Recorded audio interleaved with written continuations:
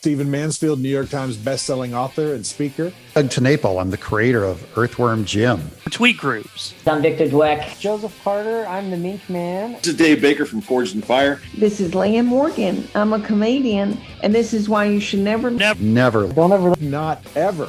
Don't waste your time. Oh, you really should. listen to those darling, yummy Reverend and the Reprobate. Hey guys, welcome back to the Reverend and the Reprobate. I am Lucas Pinkert, an actual pastor. Here with me is Did you just start the episode mid-story? Dan? Is it Dan? Is that how you say it? Dan? Danley Gibson, the Danley Reprobate. Gibson, the Reprobate. I'm not a good person.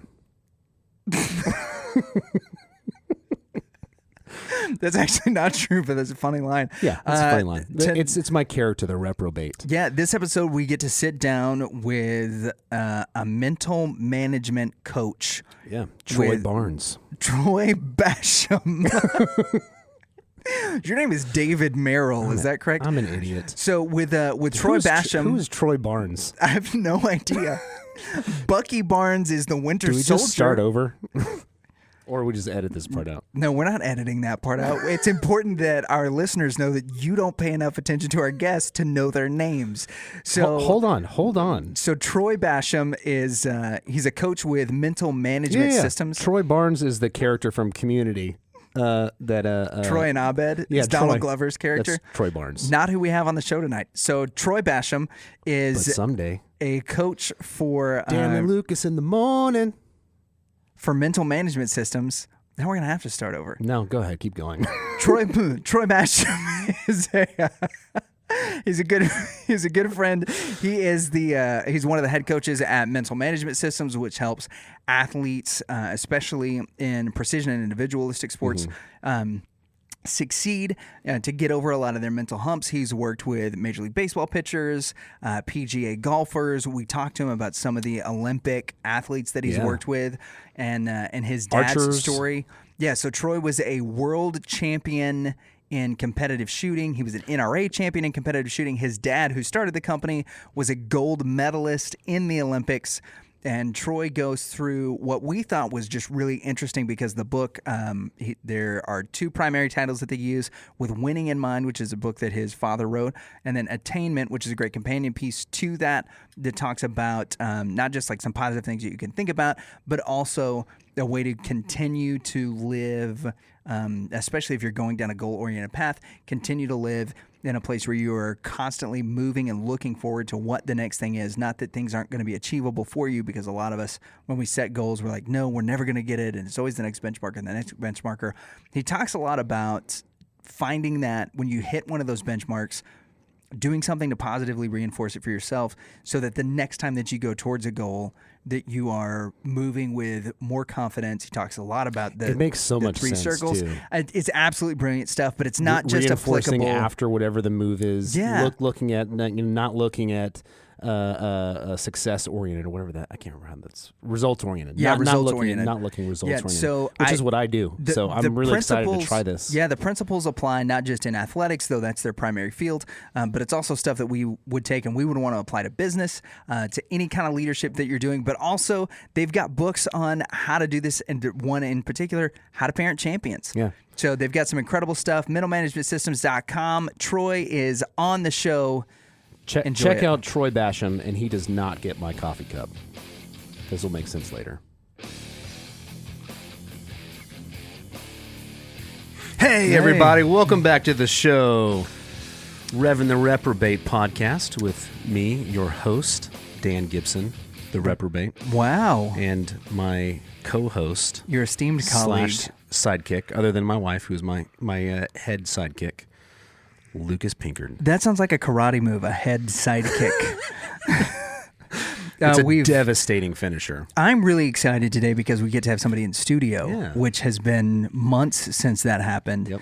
And today with us is as the cup says, the man, the myth, the legend, the mental management guru, author, mental management coach, and world champion marksman. Sharpshooter. Yeah. Troy Bassham. What's going on, Troy? Not much. Welcome to the show, bud. So how did you learn to manage mentats? Was it from the Harkonnens? The what? He's making a bunch of Dune jokes. It's a He just very- read it's a Dune. He very just read nerdy- Dune for the first time. It's a very nerdy Dune joke. Yeah. Yeah, I'm not into Dune. Yeah, I can't.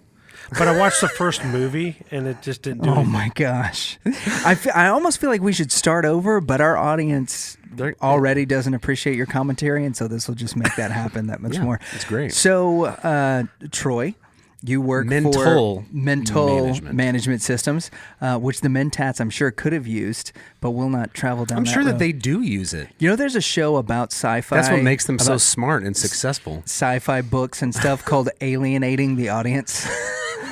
Which I thought was pretty clever. Anyway, He's having fun. Yeah, Troy, Plus, he's the man. talk to us before we get into your career path. Talk to us about what you do at Mental Management Systems and what your company is all about. Because I have found this totally fascinating. Have read me too. Both your and your dad's books, and they have been tremendous in my training and then helping with my what little business acumen I have. I attribute parts of that to you guys. So talk to us a little bit about what you do.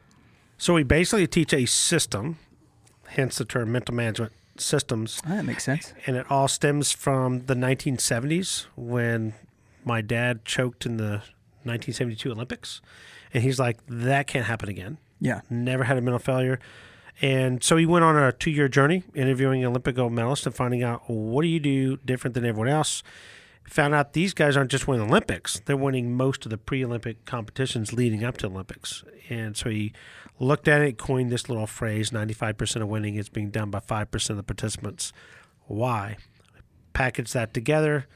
The answer is mental management. He used that from 1974 till he was basically forced to retire because of eyesight. If you can't see, you can't shoot very well. Yeah, that makes sense. But he was an Olympic gold medalist, right? Yeah, in 1974 he qualified for 15 events in the World Championships, which there's a total of 15 events.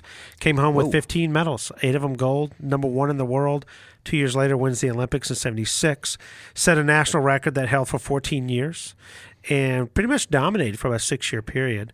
And then by the end of the 70s, people are like, okay, you know something here, can you tell me? And he was like, yeah.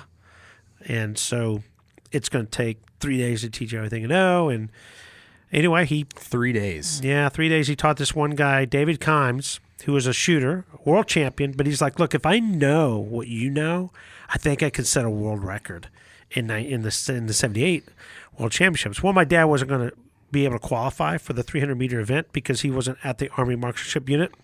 For those listeners who don't know who the Army Marksmanship Unit is or what its purpose is, it's basically a specialized unit that the Army has at Fort Benning, Georgia, that trains shotgun, pistol, and rifle shooters to dominate national and international competition. And from the late 1950s, from 58 all the way to the 1980 period, in international rifle, we dominated pretty much everything. Won the 64 Olympics, won the 68, won the 72, won the 76. World Championships dominated, held every world record at one time.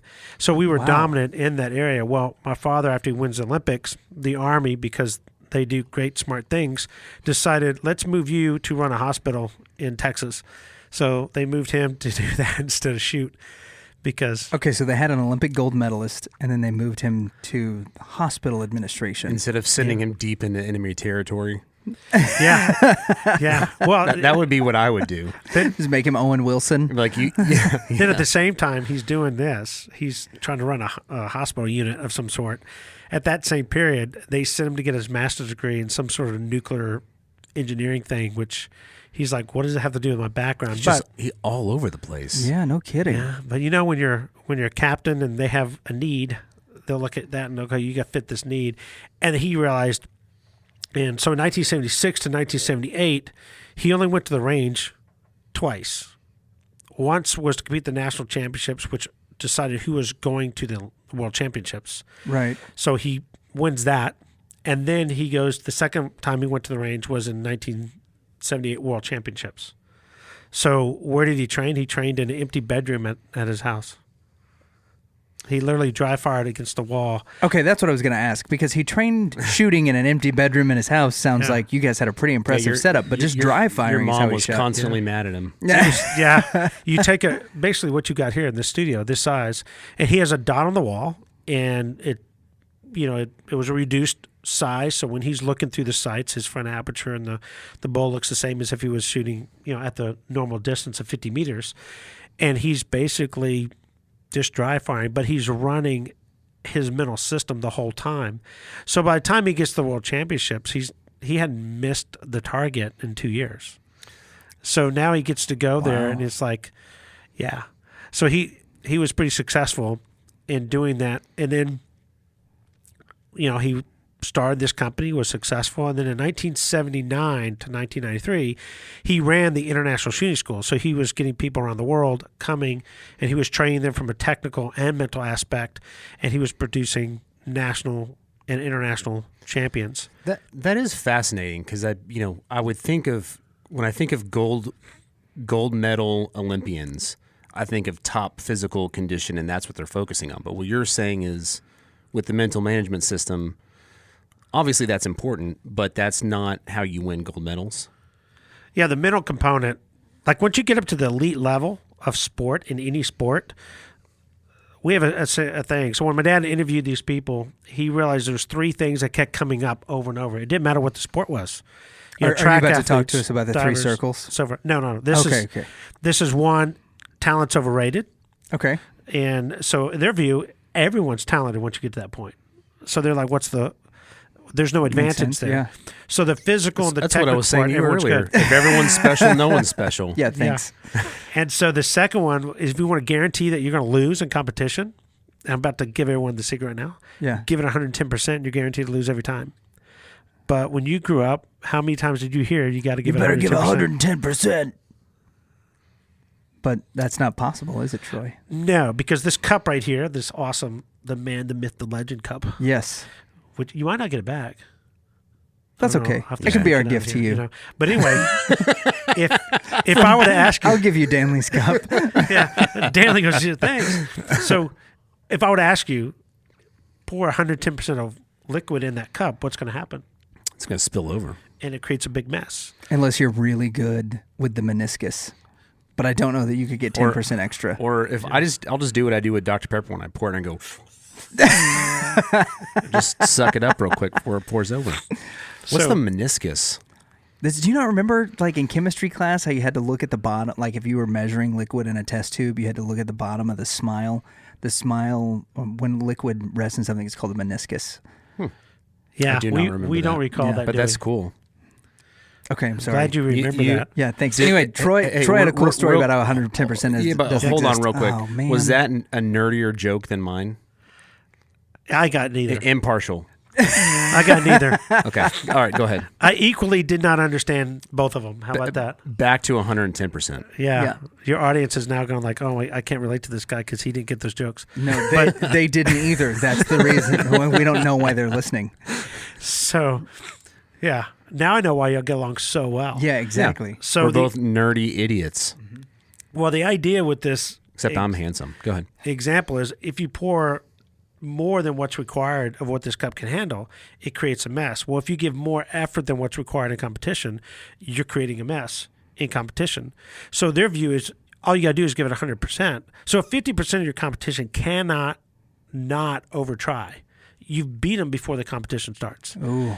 And so the third thing is, they expect to win. They don't hope to win. Most people hope to win. Hope might be good in some things, but when you're competing, no. You want to be able to expect to win. So I'm pretty sure when Tom Brady hits the field, he expects to play well. Yeah. He doesn't hope to play well. But I bet you when the backup gets in there, being forced, he's like, oh, man, I hope I do good. So it's just a mentality that they have. And so when my dad was training these people at the International Shooting School, we see guys that are, they're the best in the country. Then they're winning the Olympics, they're winning world championships, they're winning World Cups. So I got to see great athletes. And the next thing you know, we got other people from other sports coming and just taking mental management training from my dad.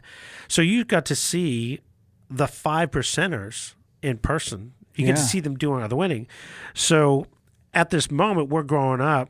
I have a twin brother, and we got into rifle shooting. My dad would not let us shoot until we were 14. He had some stupid rule.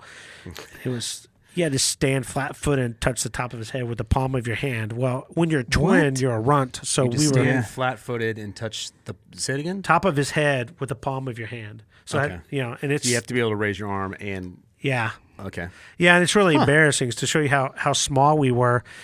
It wasn't until we were 14 that we could accomplish that. My dad's only 5'9", so it's That's well, what maybe that's you what my can relate children to have that. to look forward to. Yeah. Yeah.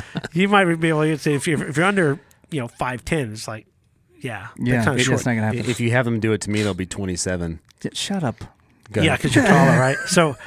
So we got to start shooting, and so we, I just wanted to follow my dad's footsteps, and I want to do that, and that's kind of what my career did. My dad went to his first competition as a junior ever. He wins it. I did that, except my first competition was the Texas State Championships. Okay. So for your listeners that don't live in Texas, Texas is a very gun-friendly state. Not the first choice of being your first competition. I would rather have a small regional event. Right. But no, he's like, no. And I'm like, well, why can't we shoot a competition? His whole thing was, I'm not going to take you to a competition until you can win.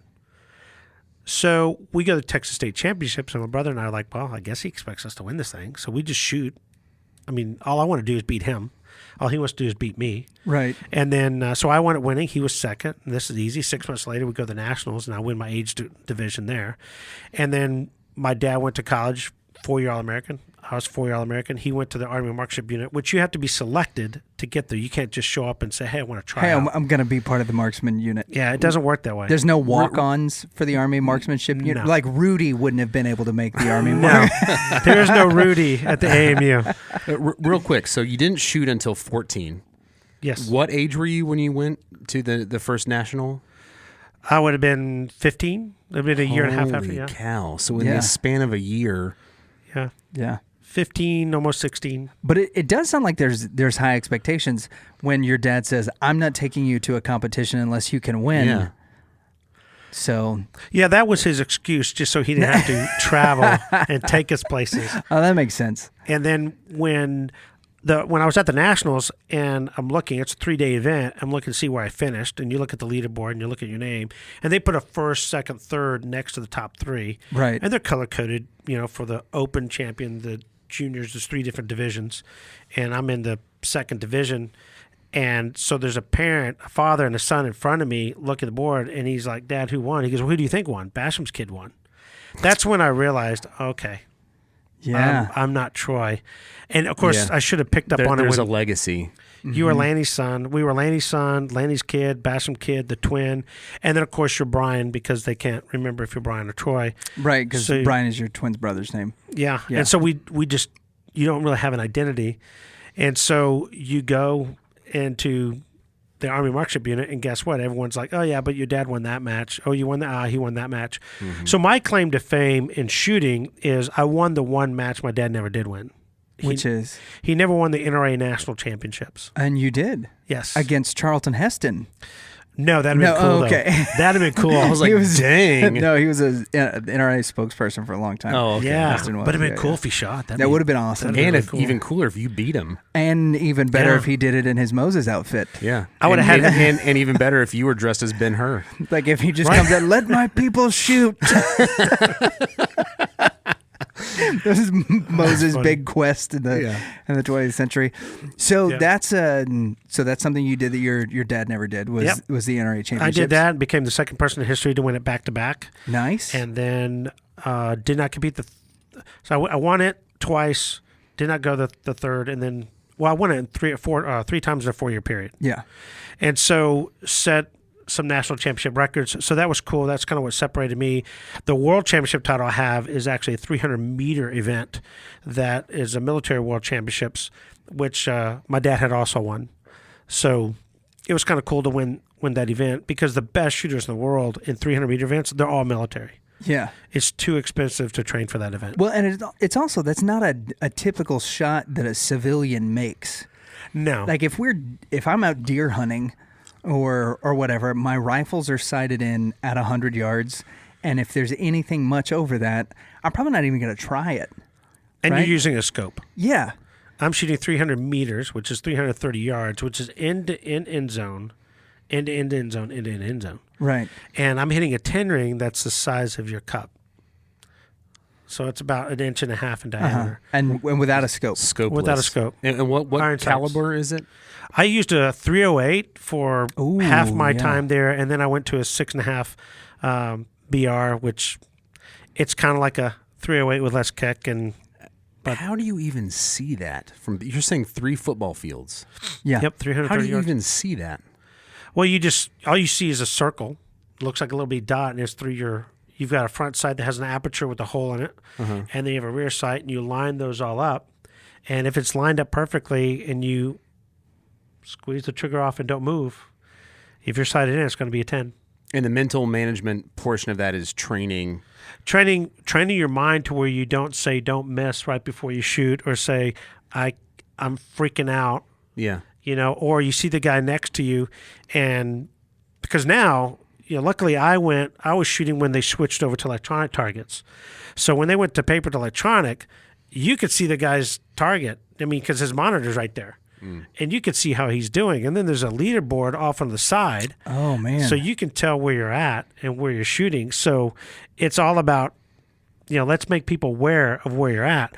And then it tells you, you shoot your first 5 shots, 10, 10, 10, 10, and then you shoot 10 shots, and then over your head, which you can look up and see, it says 100 or 99 or 97. So if you look up and make the mistake of doing that, and you're like, I got a 96, and the guy next to you has 100, well, you're automatically thinking, well, I'm 4 points down. Yeah. Well, if you keep thinking results, you're probably not going to win. Well, this is one of the things you were talking about is, and I thought this was going to come up in your 3 points that your dad was consistently getting, is you guys are very big on not scoreboard watching, especially in individual competitions. Yeah. Yeah, it's all about being process-oriented, not result-oriented. I mean, being result-focused is important to set goals. Right. Obviously, there's a time and place to think about results, but during competition, you want to think about process. So I'm not a big Tom Brady fan. Sure. But if you want to have some interesting, if you want to watch something interesting, just YouTube where he's mic'd up against the Atlanta Falcons in the Super Bowl. Yeah. Yeah, the And one they're that they came from behind, right? Came from behind, and he's on the sideline telling his players, his teammates, that just focus on the process. He's not looking at the scoreboard. Then, of course, we live in the Dallas-Fort Worth area, and I'm a Dallas Cowboy fan. I like Dak Prescott, but I became a fan, like a true fan of Dak, when this year he played against the Cleveland Browns, and he's mic'd up, and on the sideline he said, he walked over to one of his offensive linemen where they're all sitting there. He says, "Hey, we get to look at the scoreboard after the game. Yeah.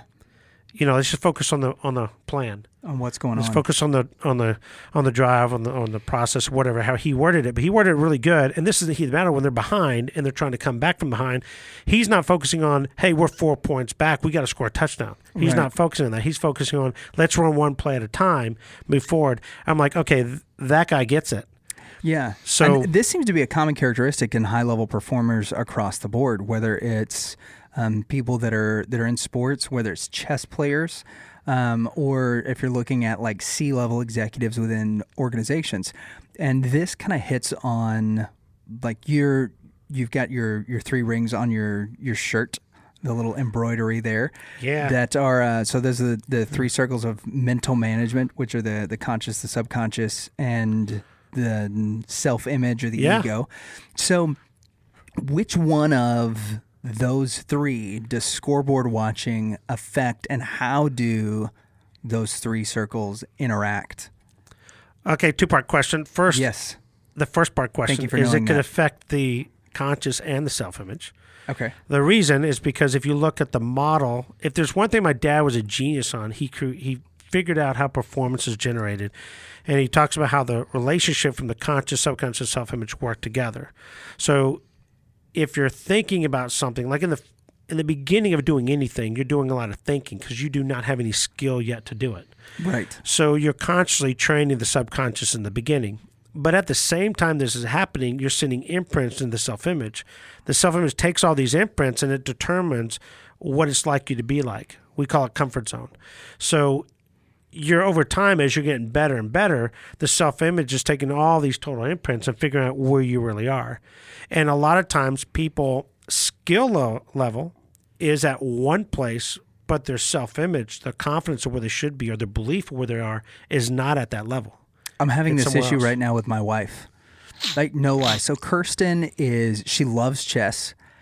And I decided that, hey, we'd play chess together, especially when we were in quarantine, kill some time. I never beat her. Not once. She slaughters me every time. Since then, I've gotten the chess app. I've got a chess.com. They got some lessons. I'm learning how to play chess because I at least want to beat her every now and then. Well, I'm ranked slowly over the last several weeks, have moved up to where my chess score is 1,400. So I could beat Beth Harmon when she was 7, but not when she was any older than that. If you watch The Queen's Gambit, I can't do good against her whenever she entered into middle school. But if you give me the child, I can probably win a game against her. When she first met the janitor. Yeah, when she first met the janitor. You could kick her little butt. I could have beat her that first time also. But See, I'm not as confident that he would have. What about you? Yeah, probably not. So my ranking. For a fictional character. Yeah, she's not bad. But my score is, as far as the way that you're ranked, is higher than Kirsten's by several hundred points. I am mentally defeated as soon as I sit down across the table from her because I've never beat her before. And I overthink every move and end up losing every time still. Because you've created a self-image that's like you to lose to her. That's exactly right. So that imprint that I've created because I lost to her so many times, and even though I know that I should be able to beat her, I'm already defeated because the imprint and the self-image is you lose at chess to your wife. You win if it was a Star Wars related game, but at chess, game over. Yeah, and it's probably good to continue to lose in chess. Yeah, I think so. With her. I might get one victory, and then I'll take a few lumps after that. What about Borderlands? Who's better? Oh, I am, objectively. Yeah, okay. Better at video games than my wife right now. But she's catching up because her character is really intense. Yeah. Lilith is it's hard to beat. Yeah, so, but it does So fit. that's a similar kind of thing, right? Yeah, but it goes where we're looking at these three generating performance. Well, if we take that, and if you look at the logo that we have, they're all same size and they're connected. Right. So in the performance model, it just shows it starts with the conscious, trains the subconscious, and then you go down here to the self-image where they're sending imprints, and then that all generates performance. But in reality, if these three areas are balanced and working together, you're going to perform at your best. If they're in balance, you can't perform at your best. So when someone comes to us, first, we know skill is not the issue because why are you coming to me? Right. Unless you're international rifle and, I can help you with that. But when it comes to, our sports, we work in just about everything but international rifle. Yeah, because you guys have done archery. You've had some very successful archers. You personally have coached a couple of Major League Baseball pitchers, one who had one of the most lucrative, if not the most lucrative, minor league contract ever. Yeah. And PGA golfers, and then as well as junior high students that are looking as, you start in an area like archery, for instance, or a repetitive sport where you're looking forward and you're like, all right, if my kid at 14 really enjoys this, if they continue to be good at it, then when we're, or when they're 17, 18, this might be the way that we pay for their college. Yeah, absolutely. And then what I like about the high school athlete, it's a revolving door. For everyone that graduates and leaves, there's another one coming in. The exciting thing as far as the world we live in today, as far as competition is concerned, is every avenue has gotten so good that it's hard to get an advantage over your competition. Can you really get better equipment in golf than your competitor? No, everyone has access to the top equipment. Right. Can you get a better coach than me? Maybe 30 years ago, but today, if you were like, hey, Troy, I want to put my son into golf, here's my top 10 list. They all live within 100 miles of you. Yeah. So. Because we've got one of the greatest golf coaches in the history of the sport here with Hank Haney, who's a local guy.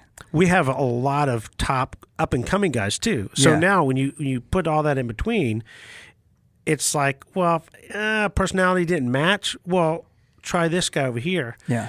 So you can look at fitness. I mean, look at the advancement in physical fitness. They're matching up this, core technique of training the body physically to help you technically.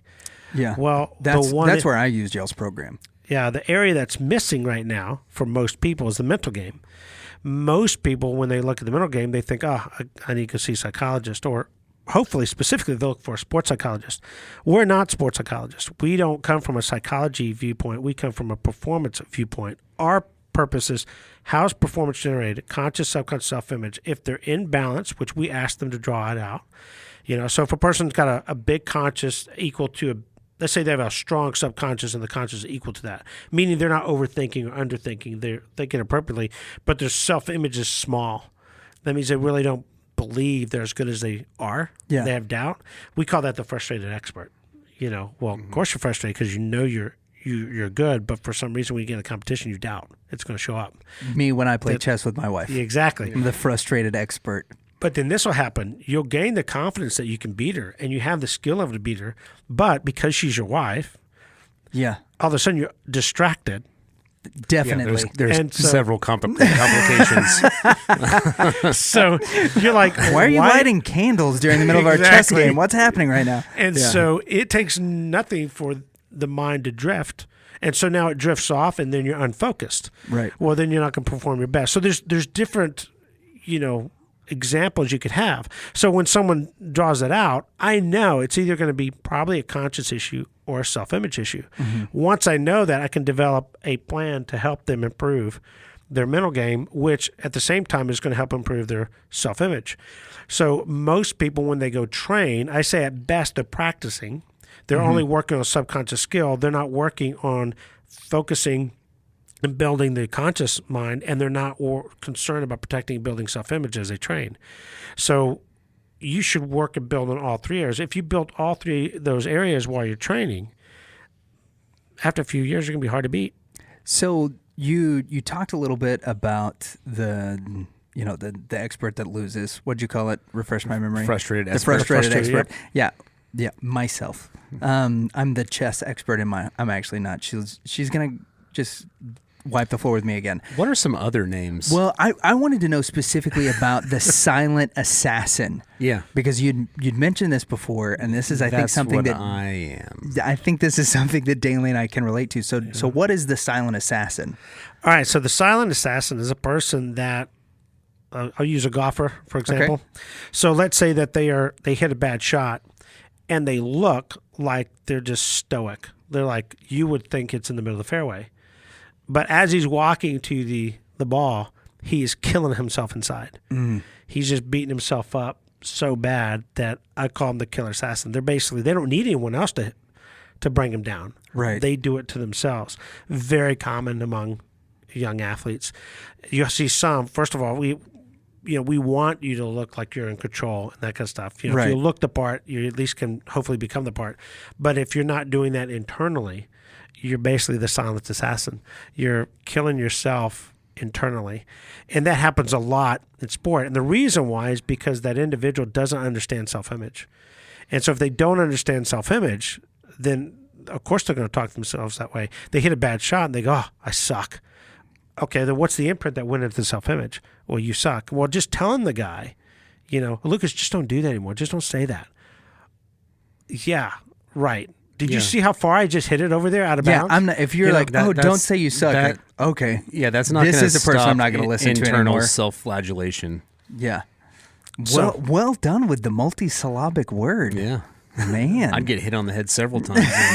In, Neanderthal poetry for Neanderthal. So, silent assassin, the frustrated expert. So how do you stop that? So when someone doesn't understand self-image, and they are beating themselves up, how do you, as a coach, come in and correct that? Shot caller. So, yeah, that would be fun. I wish we could do that. That would be so much fun on our part. So the first thing I do is I draw out the model and show them how performance is generated so they understand what imprinting is. Right. Then I explain the comfort zone of, simply put, if it's like you to shoot a 75 to 85 on the golf course, and Lucas and I are watching Danley play in a tournament, and I don't know you. I just met you. I'm a friend of Lucas's, and I'm just coming to hang out and watch you play because I heard a lot of great things, right? And then you tell me, I say, how good are you? So, well, I'm a 75, 85 player. Oh, okay, that's you can play. Okay, so we'll watch him play. Yeah. And so after the 9th hole, you're 1 under. And I look at Lucas, I'm like, Danley lied to me on the driving range. And you're like, what do you mean he lied to you? What are you talking about? I'm like, he told me. Didn't you hear it? He told me he was a 75 to 85 player. But he's on pace to shoot under par. And you look at me and go, yeah, that hadn't happened yet. Now, he overhears the conversation. Right. What do you think Danley's going to be thinking right now? Holy cow, I'm under par. Yeah. Well, okay, just don't mess up. Just be careful. Well, I guarantee I can you, fix this. Go to Vegas, put money on Danley because he's about to blow up. And so you're going to probably shoot 6 or 7 over, and you're going to finish between 75 to 85. Happens all the time. But then the other side can happen is like, I thought you said this guy could play. He's on pace to shoot 90-something.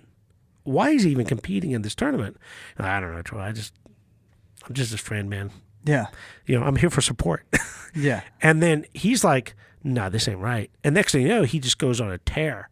And it's like, wow, where was that guy, the first front 9? And then you wind up shooting a decent score. Not a good score, but a decent score. And then you're like, wow, if I just started the way it finished. I'm like, yeah, but you won't finish the same way. Yeah. And this is all self-image related. So when someone understands performance model and they understand comfort zone, they start to realize, oh my gosh, I'm never going to play my best. Now I go one step further. I write down a task and I put anticipation, action, reinforcement phase. And I'm like, let's take a golf shot. There's 3 phases to golf shot. There's the anticipation phase, preparing for a golf shot, an action phase, hitting a golf shot, and a reinforcement phase, what do you do and think afterwards? And if you don't have a defined way of how you're supposed to do things mentally before, during, and after a golf shot, how are you going to be consistent? Now, if I want to be slick, which usually I do, I'll put down all the different tasks in that sport. Well, golf is easy. You got a golf shot, a hole, a day, an event, and a year. Right. The fascinating thing about that is I would never have thought of the after.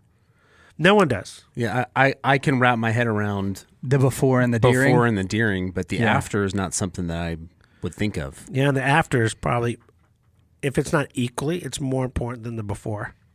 Huh. Because that directly is going to affect how you build confidence. So if you hit a bad shot, think about this as a good golfer.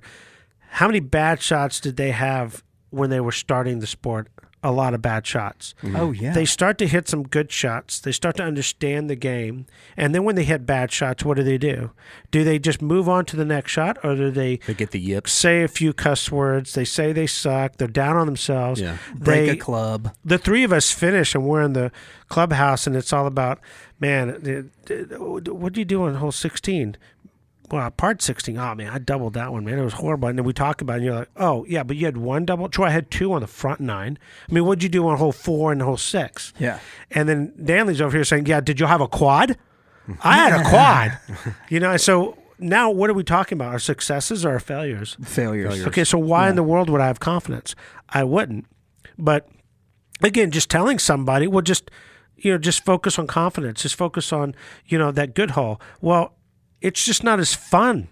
Mm-hmm. It's more fun talking about the bad stuff to each other than the good stuff. And let's face it, if we tease each other about it and that kind of stuff, but in the end, I'm not building the self-image. And so when we look at the 3 phases of task, we use that to build a system. My view is if you don't have a defined way to think before and after a task, because everyone knows what to do in the action phase. Yeah. You hit the ball, you play the hole, you play the round, etc. But when you ask them, what do you do before and after, and is it defined, it gets very cloudy. They're like, they tell you what they do, but they don't tell you why they're doing it or how they're doing it. They just tell you, and it's all just physical. So to us, a pre-shot tune is what a person physically does.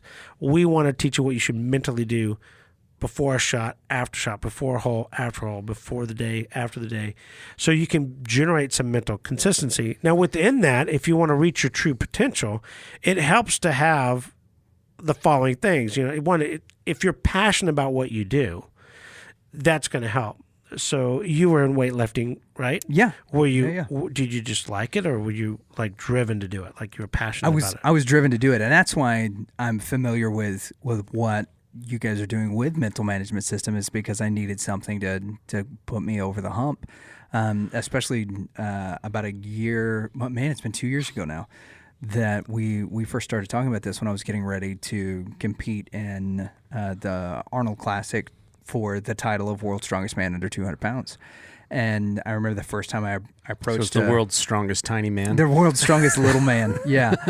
Yeah. But I remember the first time... Wait a minute, isn't that guy in the Lord of the Realms? What's his name? Which the one? dwarf? Yeah, Gimli? Gimli. Gimli. Yeah, is that your nickname? That would be awesome. I think ripe meat. I think the big one, or the big nicknames that I had were. You're not that short. I'm just screwing with you. No. Pocket Hulk was one of the ones. Pocket Hulk. Yeah, and Mini Thor were the two that. Mini Thor. I like Mini Thor. Yeah, I could see the fit. Mini Thor. And at the time I had pretty long hair, but yeah, Mini Thor and Pocket Hulk were the two that I got pretty regularly back then. But and my axe. Okay, that's the last one. Thank you. So my approach, especially in deadlift, was always something that I struggled with. My squat was good and my bench press was good, but I have longer legs than I do arms. And so for my squat, it really didn't matter because it's just pressing. There's mental things that you go through. I put the bar on my back, make sure that it's situated properly, pick the spot on the floor that I want to look for. I go down, drop my rear end, spread the floor, and then push up and pull my head through the ceiling. Those are the things that you think about, your mental cues whenever you go through the squat. So with deadlift, for me, it was always much more difficult because I knew that I was at a disadvantage, even with guys my height, because my arms are an inch or 2 inches shorter than some of the guys that I was competing against. Now, these guys that have incredibly long arms, they only had to bring the bar up, 1.5 feet or 2 feet off the floor in some instances. Just not fair. It really wasn't, but it was stuck in my head mentally that they would beat me because of this. And one of the things that really changed that was working through the book, the first one, the mental management system. You're talking about With Winning in Mind. Yeah, probably. With Winning in Mind. And then getting there you go, that's it, With Winning in Mind. And then getting the performance journals that you guys sell. And going through, looking at the way, especially in the way that I finished and what I thought about afterwards. Because I might finish up a set with 495 pounds and have deadlifted that, 3 times. 495 pounds? Yeah. So I might have taken 495 and deadlifted it, for 3 sets of 3, but then mentally in my head, I'm like, but I didn't lift 500 pounds.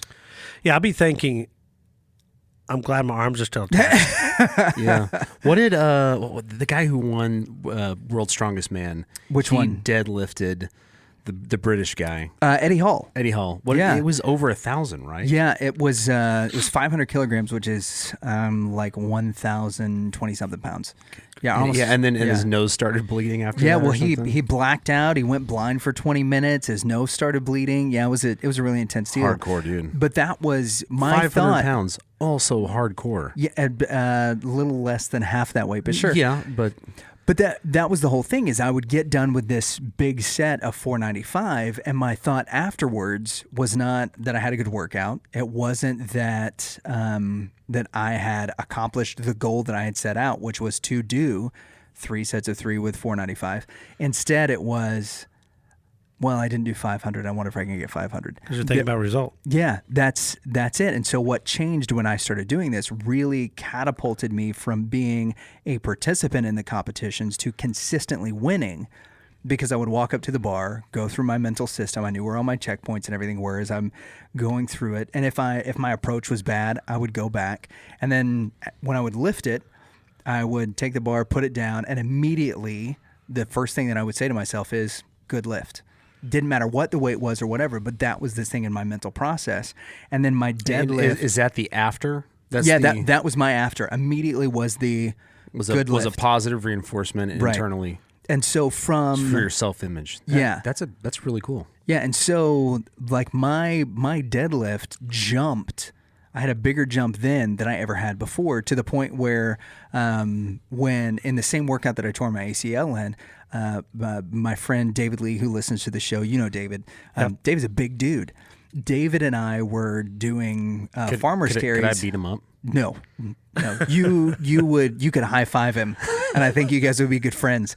But David and I attempted, when neither one of us were successful at it, but we attempted a farmer's carry or a farmer's walk with 700 pounds, which neither one of us could lift. But it wasn't because we didn't run the mental program and stuff. It was just because it was 700 pounds. You couldn't get off the ground. But I never would have attempted it if, these other things hadn't fallen into place. My confidence going into it was great. And I was just one of those things where even before and after, I was like, you know what? I didn't get it because I was exhausted from the workout. I can totally do this. Whereas before, the fact that I could not pick that weight up off the ground would have just stuck in my head and ruined the rest of my workout. Yeah. So it's so insane how easy this stuff is, but how life-changing it is. And I've taken it into all aspects of what I do, into my preaching with my sermons, my preparation when I'm delivering each point that you go through. And you guys have both slept through some of my sermons, so you know that I'm better sometimes than others. But also I actually have yet to do that. I haven't slept through it, but I do thoroughly enjoy them in bed. It's amazing. This pandemic has been great in this area. Yeah. So it's now socially acceptable to stay home. To just stay home and watch sermons from a distance. Yeah, in my underwear. Go ahead. So thank you for It's that. just we that just image. find it easier to focus with our eyes closed. Yeah. That's all. Yeah, and sometimes that's a better way to do deep it. Prayer. He's praying, please. Yeah, please, please, wrap Lord, this up. please, Lord. So the thing with the program itself is that I've been able to take it and use it in different aspects of my life. We've been able to help out several of the students in our student ministry with the things that they're doing by running them on some similar programs and things like that. Who do you think in your time that you've been coaching with mental management systems, who do you think has been your biggest success, and whether or not you can give them, can talk about them openly or share their name? Oh, no, or that's anything? easy. Yeah. I wanted to That's hear this easy. too because we've been talking in theory. I want to know, show me in action. Yeah. Well, just come to the office on Thursday and you can meet him. Ooh. So that's Todd Bender. He's in the Hall of Fame, skeet shooter. Okay. So here's a cool story. So this guy has already won 12 world titles. I think 12. And then he's in his mid-40s, I think 44. Mm-hmm. And my dad had worked an arrangement with Dieter Krieghoff. If you don't know who Dieter Krieghoff is, he's the owner of Krieghoff Shotguns. Okay. High-end. If you don't have 10 grand, just don't think about buying the gun. So that's where they start Done. off. I think Already out of my mind. Yeah. So, but he shot their guns, and my dad's always been a Krieghoff fan, and so they partnered together. And my dad wanted a receiver on the cover of a product he was doing. Dieter wanted his gun to be on that receiver, and so they worked an arrangement where Dad would say, "Look, any of your top, sporting clays, trap, or skeet shooters, if you recommend them, then they can come to my training. I'll train them." Okay. And so they worked out an agreement where basically Dieter was paying for it, not the athlete, right? Right. And so Todd was like, "Yeah, I'll do that. I'll take you up on it." Yeah. And so he came. Now, here's a guy who's already in the Hall of Fame. Here's a guy who's already won. He's one of the best skeet shooters that we have. So it's like, why would he need this? Yeah. So he's now Least likely candidate. He goes through training. He goes, wow. He goes, I did a lot of this stuff, but I didn't understand what I was doing and why it was working. But now I get it. And so anyway, he says, but I'm going to go more in depth with this. So he went into depth. So fast forward 10 years, he's won over 12 world titles using mental management in his 40s to his 50s, which you're not supposed to do. Wow. You're past your physical prime at that point. And here the guy, he's practically dominant. See, we're coming up on past our physical prime within the next few weeks. So Yeah. But this can help us to make it past that. So who is he what ages is he competing against? Oh, open. Everybody. Okay. Yeah. Everybody. So he basically does not. So in American, you got American skeet and you got international skeet. Mm-hmm. Basically, the difference is pretty simple. American skeet, it's it's traveling slower than international, and not a ton slower, but it's slower, like 10, 50 miles slower an hour. And then you can mount in American ski. You cannot mount.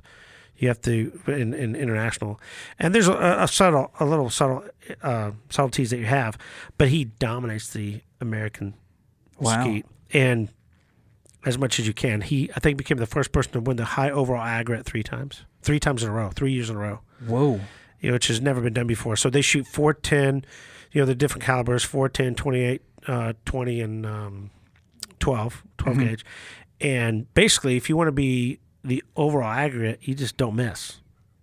And he did that for 3 years in a row. Yeah. Just didn't miss.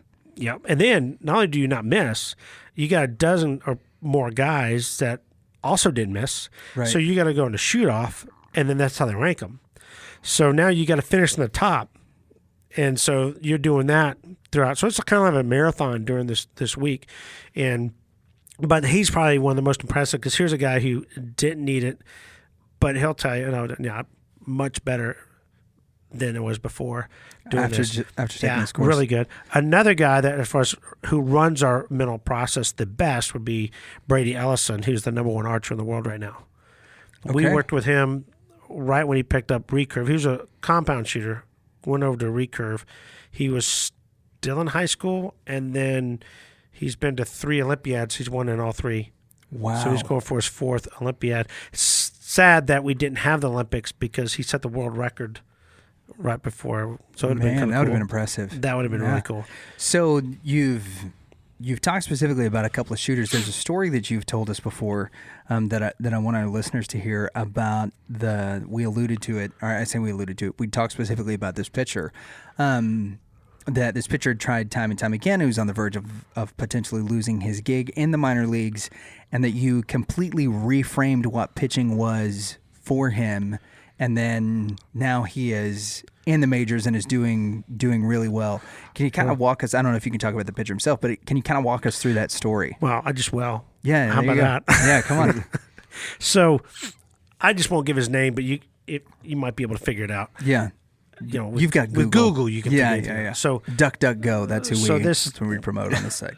This guy's now wife, I think they were dating at the time. They're married now, but good for them.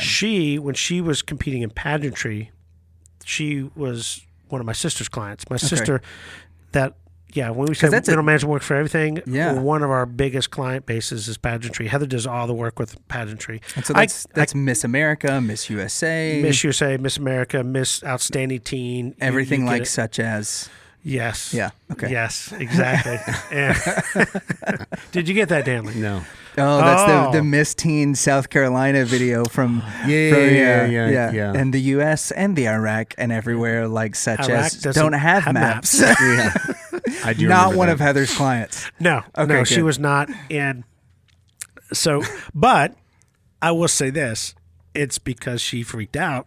Yeah. Mental block, and said that if you have a conversation with that contestant, you actually find out she's pretty bright. Yeah, pretty smart lady. Just smart and so forth. But got a little tongue tie. Unfortunately, that on-stage question is probably one of the big mental. That and the mental component we don't see in pageantry is the interview, and that constitutes, I think, for like 35% of the score. Yeah. And you said you don't see that, or you're saying you don't see it. They televised? It's not televised. They don't tell you anything about it. So there's a panel That's probably that changing. Interviews these people. I don't know. And so you don't see it.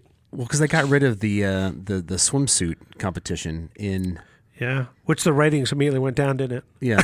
Yeah, no doubt. So, I don't know if they're going to televise or not, because it's a little more lengthy, and then I don't know if they're going to explain all that, but it counts for a big part of the score, and it's probably the most intimidating thing they do. Yeah. I mean, when you look at, it might be intimidating for us to think, they walk out with this swimsuit and they got to look. That's the most fit. intimidating thing to me. But to them, if you're fit and you're walking out, I mean, how hard is it to walk out, turn around, and walk out? Yeah. You do it with the evening gown as well. In heels? It's just for them, it's nothing. It's like if we put heels on Danley, it'd be like putting a pump on a ham. Yeah. Actually, that would be hilarious. That would be pretty awesome. Yeah. I'll do it. We'll come up with a new pageant. Yeah, we'll save it. Danley will. And then I'll talk about world peace. Yeah. So she runs that whole pageantry division. Right. So, going back to what areas do we work on? Well, if you're competing, middle manager is probably for you. Yeah. So anyway, this gal, my sister was working with her. Super fantastic person. If you ever met her, just super. And she's a Southern girl, so she has that Southern draw. So it's kind of which I grew up in the South, dangerous. so I like that. It's kind of fun dangerous. to talk to people that like that. Southern women are the best women. Yeah, I would tend to agree. And so I'm married to one. So are we they? probably all three of us. Yeah, all three of us are on the right track. So the interesting thing is that here, her now husband is 6 year in AA, playing for the Dodgers, and Which is a long time to play AA ball. Yeah, but he was drafted out of high school, so he did not go to college. Which, of course, if you're drafted out of high school, you could probably gone right to college, got a scholarship, and that kind of stuff. But I'm sure it's a really tough decision to do that, and but he chose that route. I think it was a good route after the end. But anyway, he's AA. You're not really making money. Yeah, You're single A. You're probably just barely surviving. And AA, you're probably surviving. AAA, you probably have the potential to make money. AAA is just, it's really misleading because you got guys, multimillionaires that are there getting ready to go back up to the majors. And then you got guys that are been moved up that really ain't getting paid much, but they're trying to get into the major leagues. Yeah. And his whole thing is he was not having a good year. Well, when you've been in that long, it's just one bad game to be tossed, whatever. So she's like, you got to work with these guys, the system and blah, blah, blah. And they really helped me. They can help you. And he's like, I'm not talking to a psychologist. I've already done that. Not doing it. And just don't want to. And then finally. But you guys aren't I'm psychologists. not letting anybody in my head. Yeah. That's what he was thinking. Yeah. Right. In his mind. I don't need to know how the baseball is like some issue I had with my dad 30 years ago, and that's why I can't pitch, right? Yeah. I mean, to be fair to the sports psychologists, I don't want them thinking that. They come a long way from where they were back in the probably the 70s when it was an infancy stage. There's much better psychologists now that work in the sport. The issue is that most of these elite level athletes are like, well, what have you won? And they're like, well, I haven't won anything. Well, then why should I listen to you? Yeah. So this is an advantage that I have over them, and they're coming more from a psychological, emotional issue. We're coming from performance or winning issue. Yeah. So Troy, what have you won? Oh, just world championships. Also, you could shoot him from 3 football no fields problem. away if he doesn't. Not a pony problem. up. Just with a pellet gun. Yeah. So when I talked to him the first time, he's skeptical, and I just asked him the question: what's the object in pitching? I don't play baseball. I played one little time when I was in 6th grade. Sure. And it was enough to know I'm not doing that sport. Yeah. Just not gifted enough to take it. So I stick with soccer. There you go. With shooting. So he told me, he goes, we'll strike the guy out. I'm like, really? He's like, well, what is it? I think he probably added something to that. Sure. And I'm like, isn't pitching basically throwing a specific pitch at a specific location that you and the catcher agree to? Well, when you put it that way, I'm like, so why do you care if the guy hits it? Why do you care if the batter hits it? Well, because if he jacks out of the park, Troy, kind of, affects your career. I'm like, but can you control him? Can you control if he hits it or not? No. No. What can you control? You could control that pitch. So my question is, what if you got really good at consistently hitting that location with the specific pitch that you agree to? What would that do? Would it make it harder for that guy to hit the ball? He goes, yeah. Well, then that's what I would do. And then he's like, all right, break this down how this works. Yeah. So then he agreed to work, and we ran through the mental process, created a mental program, which basically it's like, when I asked him, I said, so what do you think when you're on the mound? And he's like, well, that depends. I'm like, depends on what? He said, well, it depends on what the count is. I'm like, okay, so if it's 2 strikes, no balls, what are you thinking? I got him. He has no chance. Okay. Like, it's done. Yeah. Okay, sounds pretty good to me. I'm confident, right? Right. Except for the fact that it's result-oriented. Sounds good, right? Then I said, okay, but it's 3 balls, no strikes. What are you thinking? He goes, you want me to be honest? I'm like, yeah. And so he said one word, and I'm like, really? You think that? He goes, well, sometimes they say it out loud. And I'm like, Boulder Dash. Yeah, exactly. Fudge. No. So the Christmas Story, right? Yeah. Oh gosh, darn it. I should have done better. But it's all based on the result. And I'm like, what if we changed it to where we can define the optimal thing to think about that promotes that you get the result you want? How about we do that? And he goes, well, how do you do that? And so, we run him through the process of running a mental system. And we define it in 2 parts, preload, mental program. And then he goes and all of a sudden he's like, okay, performance was a little bit better. And okay, he goes, so what do I want to do? Just keep doing what I was doing before. I'm like, okay, so how well did you run that? He goes, well, I think I did this. It's all subjective. Right. I'm like, okay, so the goal is next game, just do a little bit better. And so from week to week, he started getting better and better because he's not worried about what the guy's going to do. What the batter's going to do is irrelevant now. What's relevant is, okay, I'm going to run this thought process. I'm going to throw this pitch, and if it doesn't work, I'm going to go kill this guy in Texas. I'm pretty sure that's what he's thinking, right? But if it works, then get back. Well, his second half was good enough to where he made the All-Star team in the AA. Well, then because of that performance, he got selected for an international summer tour thing. He actually went into a summer league in Dominican Republic, played well. They got picked up on an international team that went to Japan. And then he decided, okay, well, I'm not going to stay with the Dodgers. I'm going to be a free agent and see if I get picked up. Got picked up by the Royals, and I believe it was a record contract, which what I didn't know is I found you find out that most of these guys don't make – they're basically one-year contracts. Yeah. So they don't make at least in the minor long-term, leagues. even in majors. Yeah. So he's been now with Unless the you're Royals. a superstar or something. Yeah, when you're like the homecoming king of home runs, then you're making that. Or if you're the stud number 1 pitcher, they want to lock you up for 5 years on a contract or whatever. You get the multi-year deal. But he winds up going up there, and then of course what they do, they put him in AAA for a little bit, and then they call him up. Well, that's a high pressure situation. But he performs well enough that like, okay, we can't let him go. So they sign him up for another year. And then now he makes the 23-man roster. So he's full-time now on the stay the whole year in the majors. And they're like, okay, well, we kind of like this guy. They kind of had to because he set Royals record. He had 2 back-to-back innings where he struck out 6 batters.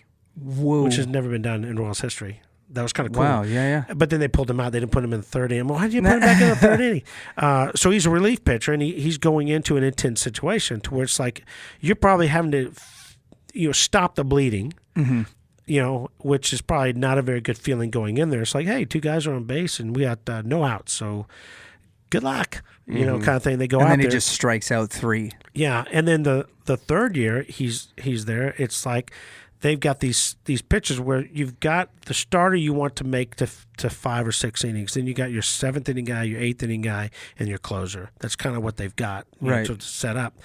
And so he kind of made a niche for that 7th, 8th inning guy. The setup guy. Yeah. And so now it's like, okay, looking pretty good. Now, with the COVID situation, don't know what's going to happen moving forward, but I would imagine he's at least going to, still be on the Royals be dumb not to keep him. Yeah, well, he's won a World Series with the Royals now, correct? No, so this was after they had the World Series. This is his last 3 years. Okay. Yeah.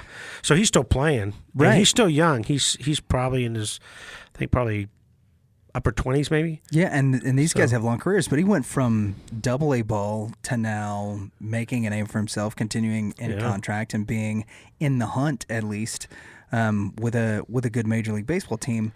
And it all came down to the way he thought about a single pitch, which also will help you manage those high pressure situations.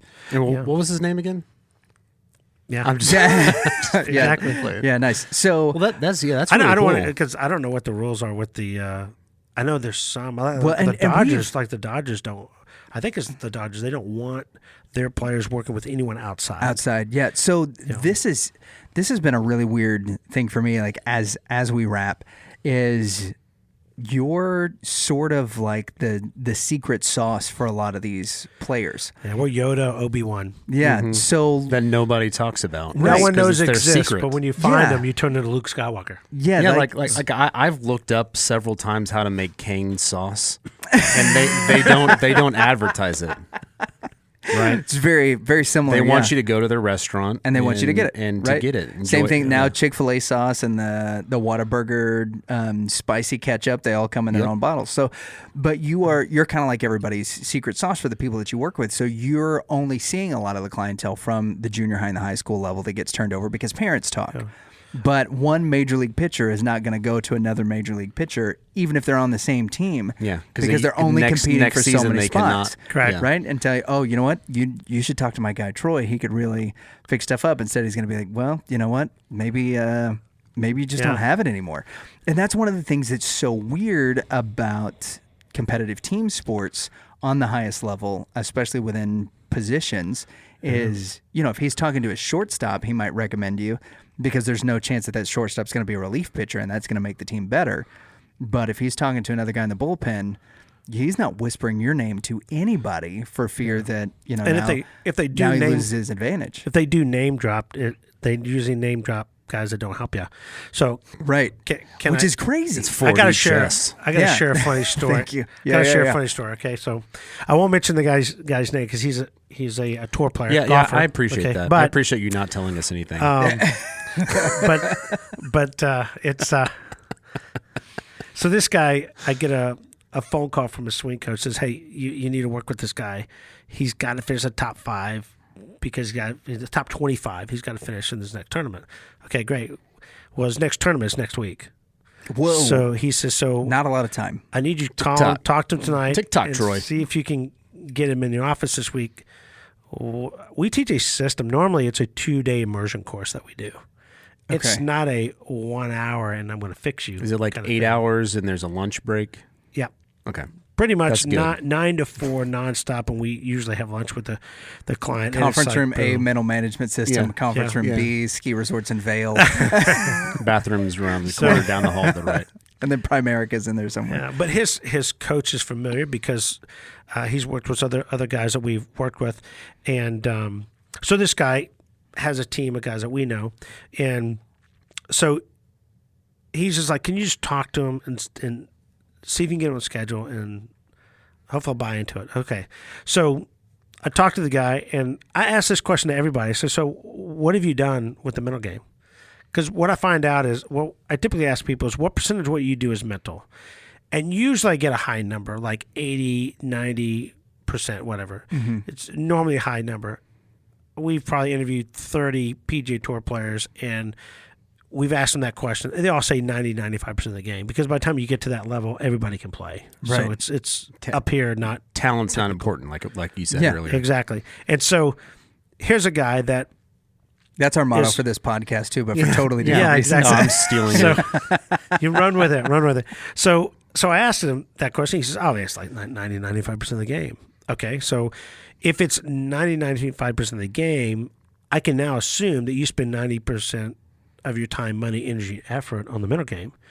No, I haven't really done anything. I'm like, so who have you worked with? He's the only person I've ever talked to about mental game is Aaron Rodgers.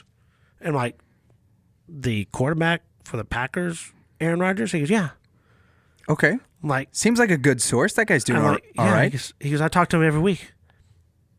I'm like, so you're like friends with the guy? He goes, yeah. And I'm like, oh, well, how did you meet Aaron Rodgers? Because now I'm curious, right? Right. And he goes, oh, well, he was at my buddy's event. And I'm like, your buddy's event? What are you talking about? Well, my buddy had this big charity event, and he invited me to go to, and I met Aaron Rodgers there. And I go, well, what was this event? It's my buddy Willie Nelson. Like, hold on. I'm sorry, go ahead. And so I'm sitting there saying, well, where's the event? And he goes, well, it was Justin Timberlake's event. Oh, okay. It was I'm like, crazier. So you know Justin Timberlake? He goes, well, yeah. Like he acted like doesn't everybody? Right. You know, and I'm like, man, I don't know anybody then. You know, so here he is. You're not getting invited to Justin Timberlake's parties. Does this. You don't know JT? Yeah, I was like, I don't know anyone. I should have said, what, do you know Lucas Pinkert? And he's like, no. Well, then you're not going to know Danley either. There you go. There you go. And so here, and so I go tell my wife, Frances, I tell her, okay, you won't believe this, what this guy said. Mm-hmm. And she goes, oh, he's the name dropper. So we call him the name dropper. Nice. That's what she refers to him, the name dropper.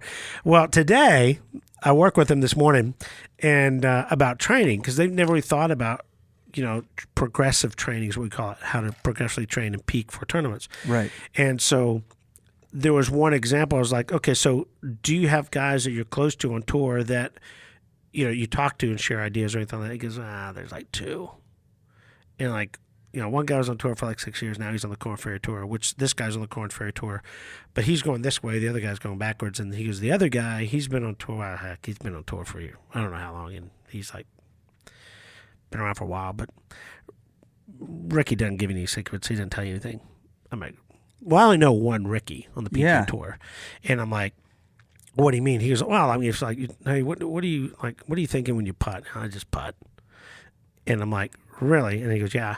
And I'm like, so what's his last name? And he goes, well, Ricky Fowler. And I'm like, so you're best friends with Ricky Fowler? Oh yeah, we grew up together. But he says that Ricky, the way he talks is you just do it. The problem is that most people can't do that. And I divide it up to where 10% of the people just got it. They don't necessarily can't tell you why. Right. Mm-hmm. But they look at you and me and they're like, what's your problem? Yeah. You just hit the ball there. Where other people are like, oh my God, I got to hit here, I got to hit. And you just, most of them are thinking. Well, you got another 10% that just will never get out of their own way. The 80% of the people that I try to help because they just need the tools to get there. So it'll be really interesting to see if this guy can make that leap. He's got all the tools to make it happen and so forth. Fascinating guy to work with and move forward. But if they're going to drop a name, probably not the mental coach. Yeah, that's the truth. Everybody but the coach. What do you attribute your success to? I'd like to thank my mom for having me, my wife for being super supportive, and then Dad and bro don't get anything. No, Dad, bro don't get anything, and the last person they think of is the mental management. Now we coach. did have. I'll drop you one name just because I think it's funny. Is we first met Ben Crane. He said, look, I'm just telling you right now, I ain't telling nobody about you. That was his first comment. I'm like, that's a good way to start the conversation. Yeah. And then he'd won once on the tour, and then after he'd worked with us, he's won probably 5 or 6 times since. That's awesome. So, and probably one of the best guys to be around. Really? He's probably the strongest Christian on tour. Really? Yeah. That's pretty cool. Big Christian. Oh, yeah. Him and his caddy, you'll appreciate this. Him and his caddy have a pre kind of devotional, like they'll do like a scripture before the round. That's awesome. When they compete. So it's pretty cool. Yeah. So you want to have a lot of fun, hang around Ben Crane. He's a lot of fun. And awesome guy to work with. You obviously know Ben Crane, right? Let's do it. Let's go hang out we'd with love to Ben. have Ben Crane on. Yeah. We'll go and Ricky and play the JT and the back nine or and 40, the unknown people. The links. Those are all golf terms. Yeah, I don't know any of these. Wait, Troy, thanks for coming on. The books are with winning in mind is the primary one, and then it's the one that goes through the system, and then Attainment is the book that you wrote as not just a companion piece. It's a great standalone that goes through different aspects of mental management. Attainment is what makes elite athletes elite. So Attainment is basically why the top 5%ers top 5%ers. Great. And you already explained with Winning Mind. You explained Freedom Flight you haven't read yet. No, this is the one that I haven't read. This is the famous story. Everything that happens to my dad in this book is 100% fact. And then the other main character in the book is actually a conglomerate of 3 people. A POW that my dad met, his father, my dad's father, and then my dad's coach in the AMU. He took and created a character with those 3 people and their examples and that kind of stuff. So it's inspired by true events. And then For the Mind is my golf book that basically is a story format of a person that gets just kind of like a Yoda type character that helps a player. And is the Yoda type character based more off of you or more off of your dad? Oh, that's a good one. Thank you. I haven't thought about that, but I'll take credit. I'll say okay. me. Well done. But Anyway, it's a story format of basically him helping the guy develop a mental program, but he doesn't know who the guy is till the very end of the book. Oh, nice. So it's kind of a little twisty turny thing. It's all fictional. I actually have people think, okay, who is that player? You said fictional or factual? It's fictional. That one's all fictional. So the characters it's 110% fictional. Yeah, exactly. It's 100%. It's 100% there, and the story is is totally out of my head. But the concepts are exactly the same thing that we teach in the anticipation phase of golf shot. Yeah. Running a mental program, having mental consistency. So when someone's reading, they're like, okay, I never really thought about having that. I never really thought about it that way. So they're gonna you read, if you're in golf and you read that book, you'll know what it means to have mental consistency. Yeah, and it's a fun read, and it's short. So I'm all about short reads. Well, we'll put the links in the show notes. Yeah, for each one of these, you can get these on Amazon or mentalmanagementsystem.com, where you can actually get personal coaching from both Lanny and Troy. There's spots there where you can sign up for that. Unless you're in pageantry, go to Heather. Yeah, go to Heather for I was about to say pageantry. that. I want coaching from Heather. Otherwise, I don't know how I'm going to make it across the stage in those pumps. And those pumps, I don't either. But you can get personalized coaching from them, as well as online. We got online your stuff online as well. coaching is coming up, and some of that stuff's cool. You guys are doing some Zoom meetings and things like that. So check out the books. The journals are there as well. Mentalmanagementsystems.com. Troy, thanks for coming on, sharing some stories. Troy with us. Thanks for having me. This is awesome. The man, the myth, the legend. Troy, Man, the myth, and the living legend. And you cannot have my coffee cup.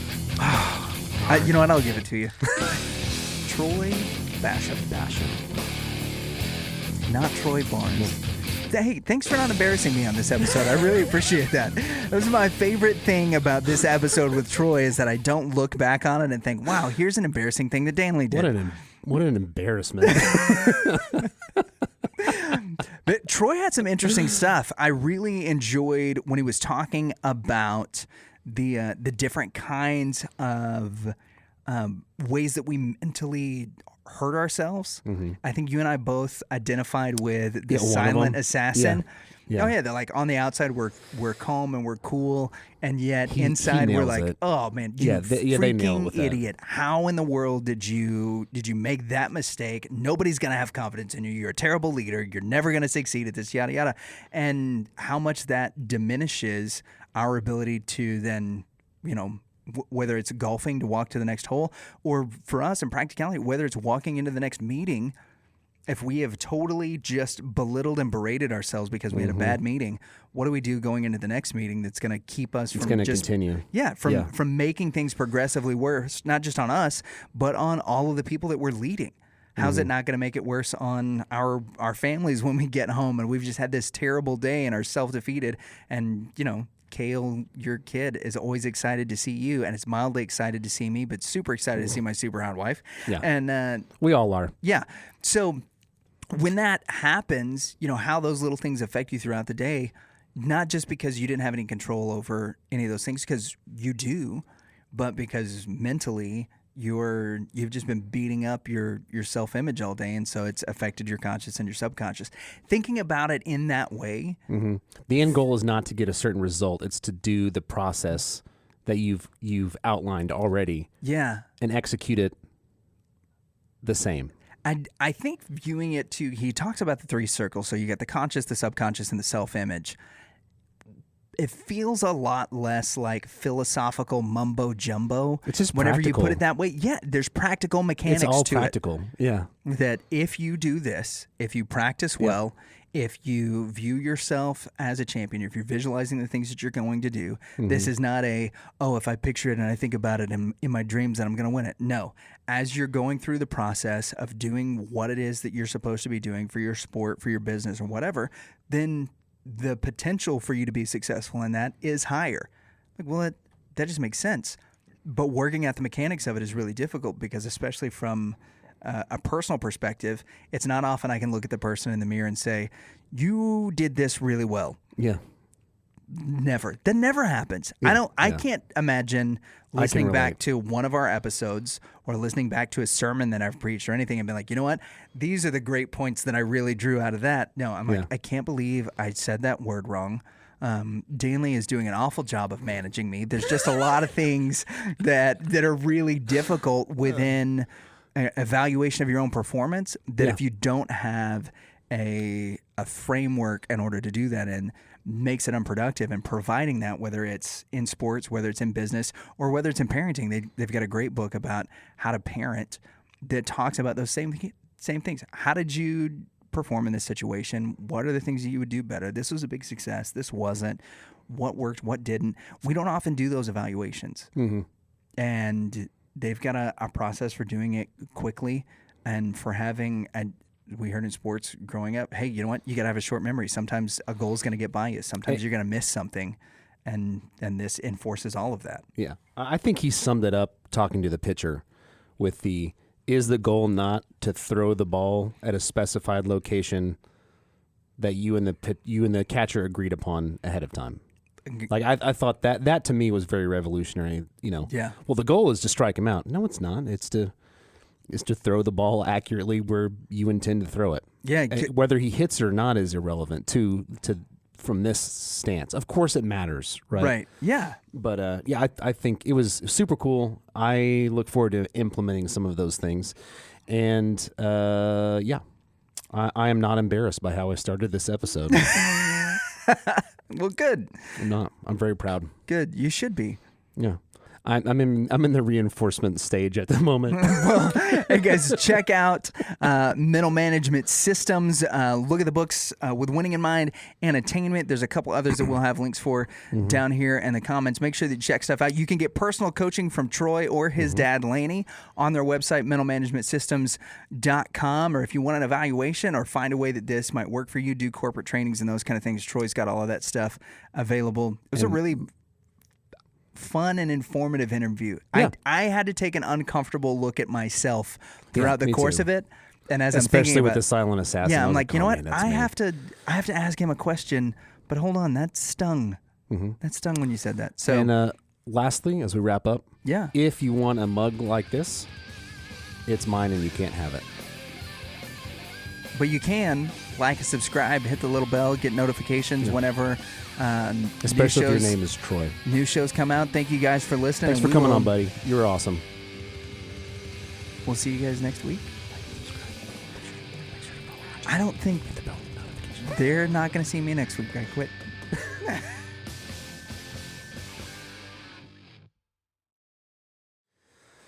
And there was a big puddle, and the driver in front of us went around, and I had my Aunt Julia in the back seat. Yeah. It was Chris, Julia, it may have been just them three, and I just went into the puddle and then drove out, but it was making a lot of noises, and then it broke down, and we had to get another Jeep. And what happened with the other Jeep? Did you break it? I don't know. Too? I got on the cruise ship as fast as possible. I was like, I am not getting questioned in Mexico about what happened to the Jeep. Yeah, we're out of here.